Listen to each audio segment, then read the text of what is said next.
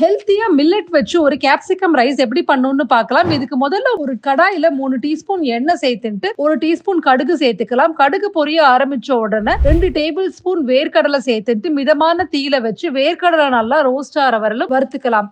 இப்போ இதுல கொஞ்சமா கருவேப்பிலை சேர்த்துட்டு ஒரு பெரிய வெங்காயம் பொடியா கட் பண்ணி சேர்த்துட்டு இருக்கேன். அதோட கொஞ்சமா உப்பு சேர்த்து வெங்காயத்தை நல்லா வதக்கிக்கலாம். இப்போ இதுல 4 டேபிள் ஸ்பூன் பொடியா கட் பண்ணி வச்சிருக்கிற கேப்சிகம் சேர்த்துட்டு இருக்கேன். அதோட 1/4 டீஸ்பூன் மஞ்சள் தூள் சேர்த்துக்கலாம். இப்போ இந்த கொடமிளகா நல்ல சாஃப்ட் ஆற வரலும் நல்லா வதக்கிக்கலாம். இப்போ இதுல நான் 2ல இருந்து 3 டீஸ்பூன் ஃபிளாக்ஸ் சீட்ஸ் இட்லி மிளகா பொடி சேர்த்துட்டு இருக்கேன். இதோட ரெசிபி இதுக்கு முன்னாடி ரீல்ஸ்ல இருக்கும், அதை நீங்க பாத்துக்கலாம். அதோட 1 டீஸ்பூன் நெய்யும் சேர்த்துட்டு நல்லா மிக்ஸ் பண்ணிக்கலாம். இது நல்லா ஒரு 15 to 20 செகண்ட்ஸ் குக் ஆனதுக்கு அப்புறமா நான் குக் பண்ணி வச்சிருக்கிற மில்லட் சேர்த்துட்டு இருக்கேன். மில்லட் எப்படி குக் பண்ணேன், என்ன மில்லட் யூஸ் பண்ணேங்கிறத கீழே கேப்ஷன்ல கொடுத்திருக்கேன் பாருங்க. எல்லாத்தையும் நல்லா ஈவனா மிக்ஸ் பண்ணிட்டு அடுப்பை அணைச்சிட்டு பொடியா தூவின கொத்தமல்லி சேர்த்து இறக்கிட்டோம்னா மில்லட் கேப்சிகம் ரைஸ் ரெடி. இந்த ரெசிபியோட டீடைல்டு டெக்ஸ்ட் டிஸ்கிரிப்ஷன் பாக்ஸ்ல கொடுக்கறேன் பாருங்க. Thank you so much for watching this video.